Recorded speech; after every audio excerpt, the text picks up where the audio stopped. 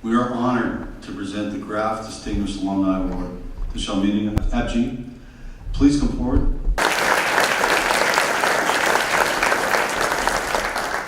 Thank you everyone so much. It is such a distinct honor to be here today. I am so nervous. You know, I speak for a career, and yet I am so nervous because this honor touches the core of my being. This is where I started, and if I get emotional, forgive me, but this means a lot to me. So first of all, I want to congratulate all my fellow awardees. It is such an honor to be here amongst so many of you who have accomplished so much, and I'm humbled to be here amongst you.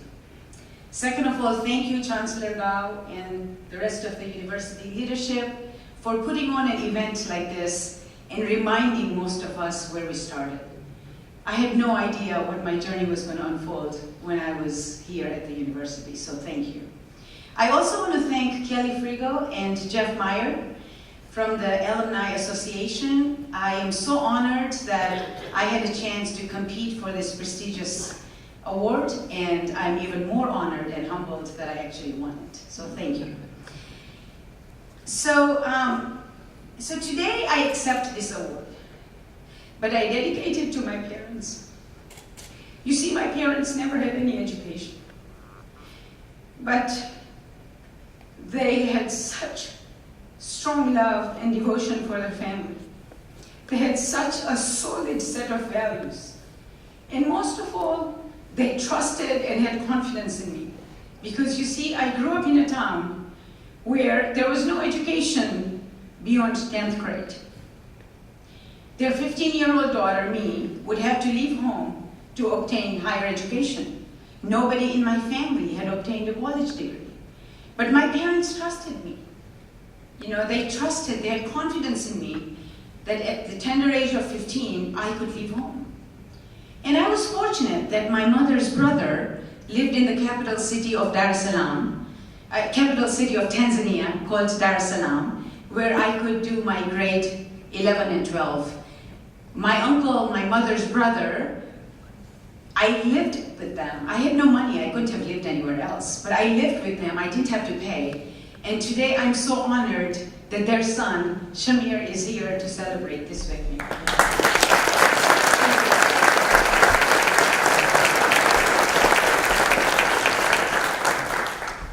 So fast forward a few years, in the interest of time, my life's journey brought me to this amazing university in La Crosse. I had many great experiences and lessons learned while I was here. But in the interest of time, I'm going to share two. One is the power of kindness, and the second one is the power of desire. So let me talk about the power of kindness. You see, I arrived in La Crosse in January. I was 10 days late for the semester. And most students who want to study computer science start out with the Intro to Computer Science, which is Computer Science 101. Most smart students did that. I didn't know better. And because Computer Science 101 was not going to count towards my major, and here I was trying to save money, I decided to take Computer Science 121, which was a 5-credit course. And I knew nothing about computers. I had just read that there were jobs. If I had a degree in computer science, I could work. So I said, okay, I'm going to study computer science. And I couldn't understand the Wisconsin accent, the English that they spoke. So I would sit there trying to understand what the professors are saying. I really couldn't understand much. So I got my first quiz report and I had a D.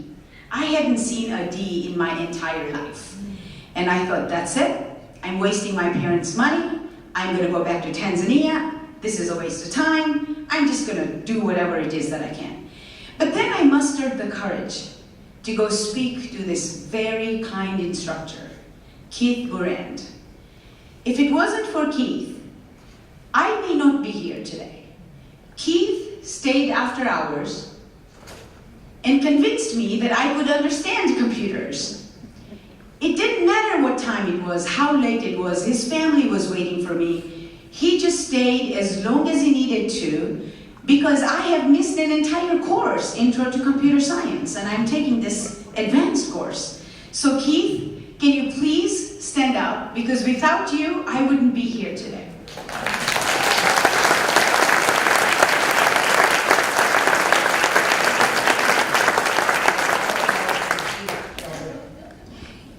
So now to the power of desire. You know, when I arrived in Wisconsin, I was a foreign student. I really didn't know much. I didn't know anything. I just showed up, I wanted to study. And the day I found out that as a foreign student, I could work on campus, my life changed forever. I applied to work at the computer center, you know, changing paper, those big old computers in the days. You changed papers and, you know, you tutored some students. And I made $3.30 an hour. It was my first salary. I got it right here at the University of Wisconsin. And I thought I was rich because I could work and I could make money. And the day I received an increase from $3.30 an hour to $3.50 an hour, it was the happiest day of my life. Because now I knew I didn't have to spend my parents' money, the very little money that they had. I could work. I would work 35, 40 hours a week. You know, when I got to work on a holiday, they gave me time and a half, that's $4.95 an hour. I think I had hit the jackpot.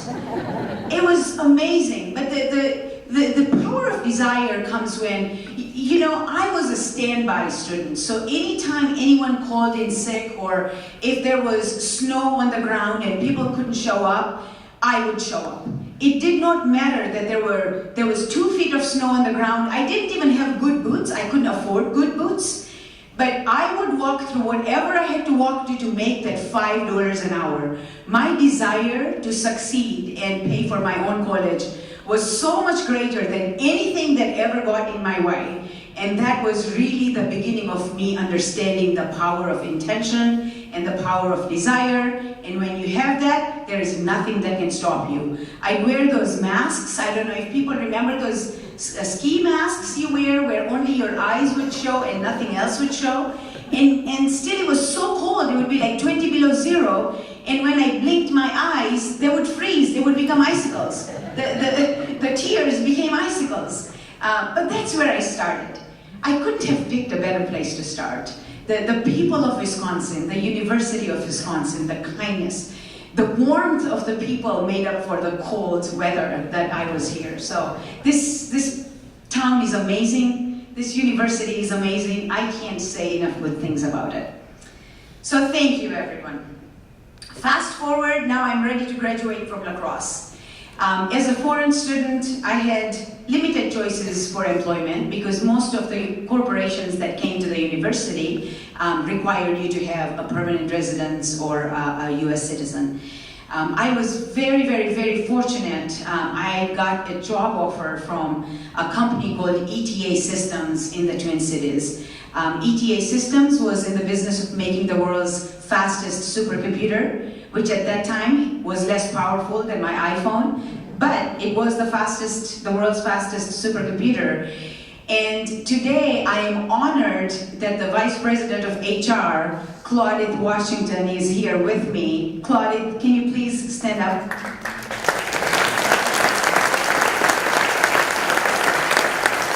Thank you. So you see, if it wasn't for Claudette, I would not be standing here because I couldn't have lived in this incredible country called the United States of America. It was her effort that got me the labor certification, the green card, and in 1989, when ETA shut down, Control Data ran out of money, the entire company shut down. I was laid off, one of 2,000 people, but by then I already had a green card. That was my lottery, my real lottery. In '89, when ETA Systems shut down, I had the great opportunity to join an amazing organization called IBM. And at IBM, I learned so much. really I'd like to talk about a couple of things. But I started my career at IBM as a programmer, and as you heard before, I became a systems engineer, and then I got into sales. And really working with people and solving their most complex problems is what energized me. That's where I found what I was great at doing. Because regardless of how many hours I would work, I'd still be energized. I love working with people. I'm also very grateful for IBM because I learned about the power of mentoring and sponsoring. My mentors, and I'm going to call out two mentors, Susan Whitney and Rod Atkins, because they mentored me and because I understood the power of mentoring, today I am able to mentor so many people, and over my career I have started many mentoring organizations. But if it wasn't for them, I wouldn't have known what mentoring means. So I'm deeply grateful for them. And then once I was identified as top talent with IBM, they invested in me. They sent me to amazing institutions like Harvard, UCLA, really to teach me leadership skills. And if it wasn't for all that knowledge and all that learning and all those opportunities, I wouldn't be where I am. IBM provided the platform for me to succeed. But my motivation for success came from my two children, Sophia and Samir. Can you please get up?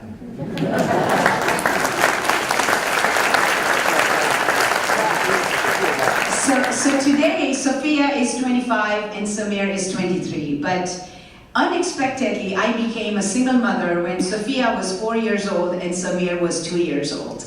And they were the wind beneath my wings for me to work as hard as it could. It was like that snow. Nothing was going to stop me to get to work. They gave me the motivation. Nothing was going to stop me to become as successful as I could. And you know, it's interesting because education and the college degree is this theme in my life. I wanted to make sure that not only did I provide them with the security and the safety of this life, but I wanted to ensure that I was able to pay for their college education and them not have to work the way I had to work. So I saved them from working hard. But if it wasn't for them, really, they are the ones that provided me with the motivation to become all I could be. So thank you.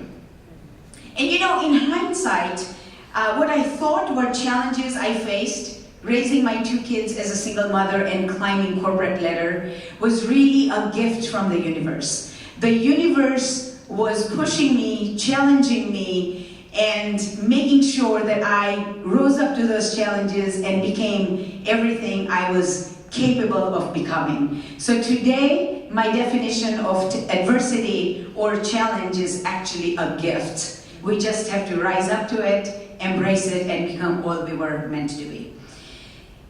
In 2012, my life changed again, and I received a second chance at love. I got married to an incredible man who is here, my husband, the love of my life, Minaz Abji.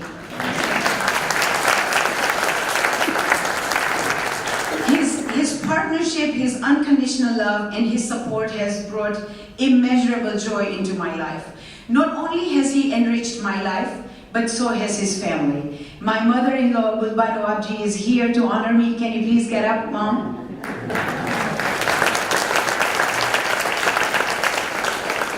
My sister-in-law, Nazmina Hirji, is also here to honor me. Can you please get up, sister?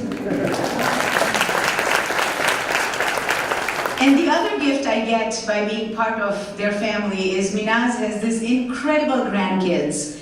We have Caden, Pierce, Emmett, and Alila. These kids bring so much pure joy and so much pure love into my life that I become a child again when I'm playing with them. So thanks to all of them. In 2014 was another turning point. It was at the time when Sophia was graduating from Yale. I felt this incredible burden from the universe. I felt indebted. I felt like the universe had blessed me with so much. In my wildest dream, I couldn't have even imagined the life that I could live in this incredible country. And what can I do to balance that ledger? What can I do to have an impact? What can I do to pay forward? In 2014, I left my full-time career at IBM to really focus on having an impact, paying back, etc. Well, guess what? This university stepped in again. They invited me to be a keynote speaker at a conference that was inspired by Sheryl Sandberg's Lean In. The conference was called Women Moving Ahead, and I was the keynote speaker. And I was so honored that they called me, and for the first time, I was speaking not as a vice president of IBM, I was speaking as me. I was sharing my life's lesson. When the talk was done, when that talk was over, the tears, the hugs, the requests from people, can I share my story? Can I share your story with my mother? Those kids could have been my kid, those children, they could have been my children, they were young enough. Can I share your story with my mother? Can I share your story with my sister, my friends? It's at that point I realized that my story and my lessons learned and my insights were of value to other people.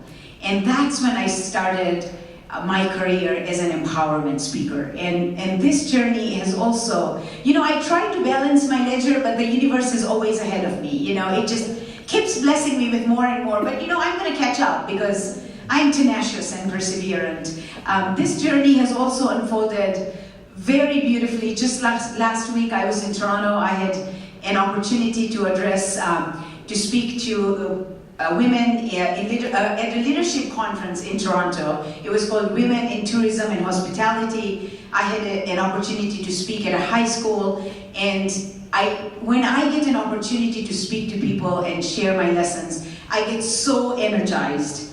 And so now I know that I want to spend the rest of my life sharing my story, being on the board of Young Women Empowered, you heard, being on the board of United Nations Girl Up, and really trying to make a difference in other people's lives to accelerate their success. Because if I can succeed, I know for sure anybody else can succeed. So I would like to end my speech again by thanking this university. Getting a degree in computer science from this university was really my passport out of poverty. So thank you.